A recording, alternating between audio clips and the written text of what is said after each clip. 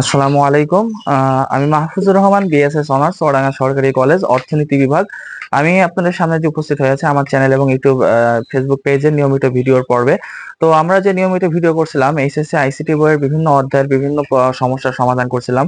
তো আমরা গত ভিডিওগুলোতে কিন্তু পঞ্চম অধ্যায়ের প্রোগ্রামিং ভাষা অধ্যায় থেকে ধারাবাহিকভাবে ফ্লোচার্ট, সি প্রোগ্রামিং, অ্যালগোরিদম এগুলো নিয়ে আলোচনা করেছি। তো আজকের যে ভিডিও, আজকে আমরা চলে এসেছি চতুর্থ অধ্যায়ে। চতুর্থ অধ্যায়ের নাম হচ্ছে এইচটিএমএল ও ওয়েব ডিজাইন। এইচটিএমএল ও ওয়েব ডিজাইন থেকে কিন্তু এক্সের সৃজনশীল প্রশ্ন তোমাদের পরীক্ষার প্রশ্নে চলে আসবে। তোমরা যারা এইচএসসি পরীক্ষার্থী আছো 2024-এর জন্য, কিংবা যারা এইচএসসি তে ভর্তি হবা, কিংবা ইন্টার ফার্স্ট ইয়ারে যারা পড়ছো, সবার জন্য কিন্তু অধ্যায়টি খুবই গুরুত্বপূর্ণ। তোমরা কিন্তু এই ভিডিও ধারাবাহিকভাবে দেখতে থাকলে তোমাদের কিন্তু এই এইচটিএমএল এবং ওয়েব ডিজাইনের যে প্রশ্ন আসবে, প্রশ্নটার উত্তর করতে কিন্তু সহজ হবে।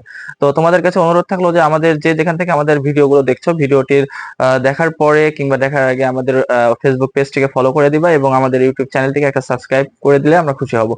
আচ্ছা, আমরা চলে আসি এইচটিএমএল ওয়েব ডিজাইন। আজকে কিন্তু এই চতুর্থ অধ্যায় এইচটিএমএল ওয়েব ডিজাইনের কিন্তু বেসিক পার্ট 1 আজকে কিন্তু প্রথম পর্ব। এখন থেকে নিয়মিতভাবে যদি অধ্যায়গুলো ভিডিও দেখতে পারো, তাহলে কিন্তু এইচটিএমএল এবং ওয়েব ডিজাইনটা তোমাদের জন্য সহজ হয়ে যাবে।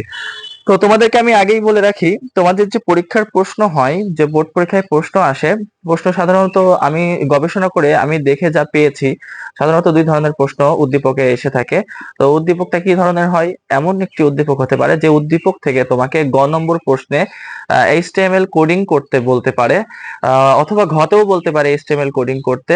আচ্ছা, এবং দুই নম্বর যে উদ্দীপকটা আছে, উদ্দীপকটা এরকম আসে যে একটা ওয়েব ডিজাইন করতে বলতে পারে।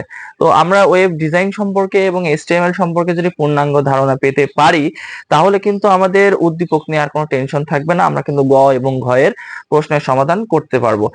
তোমরা যারা এইচএসসি পরীক্ষার্থী আছো 2024 সালের, তোমাদের জন্য একটা খুশির সংবাদ। তোমাদের কিন্তু আমার কোচিং সেন্টারের যে শীট, প্রত্যেক পরীক্ষার আগে যে আমি শীট দিয়ে থাকি, সেখান থেকে কিন্তু 70% কমন চলে আসে। তো সেই শীটটা কিন্তু আমরা বের করেছি, তোমরা চাইলে কালেক্ট করতে পারো। তাহলে আমরা এইচটিএমএল এবং ওয়েব ডিজাইনের বেসিক পার্ট 1 এর পর্ব শুরু করছি। প্রথমেই তোমাদেরকে জানিয়ে রাখি যে এই যে এইচটিএমএল এর পূর্ণরূপটা কি। অনেক সময় কিন্তু পরীক্ষায় চলে আসে যে এইচটিএমএল এর পূর্ণরূপ কি। এইচটিএমএল এর পূর্ণরূপ হচ্ছে হাইপার টেক্সট মার্কআপ ল্যাঙ্গুয়েজ। আমি তোমাদেরকে বানান সহ বোর্ডে লিখে দিচ্ছি, তোমরা তুলে নিতে পারো। এইচটিএমএল এর পূর্ণরূপ হচ্ছে hyper text markup language. Hyper text markup language, যার সংক্ষিপ্ত রূপ হচ্ছে এইচটিএমএল।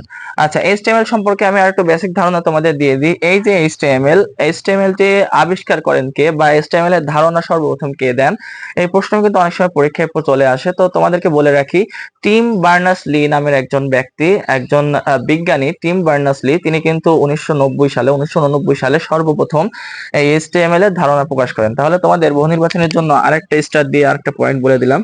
ব্যক্তিটির নাম হলো টিম বার্নার্স-লি, একজন বিজ্ঞানী। 1989 সালে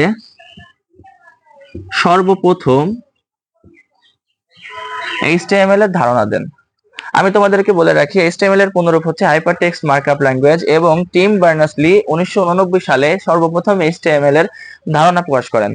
নেক্সট আমি আরেকটা বলি, ট্যাগের মাধ্যমে এইচটিএমএল কোডিং করা হয়। তোমরা হয়তো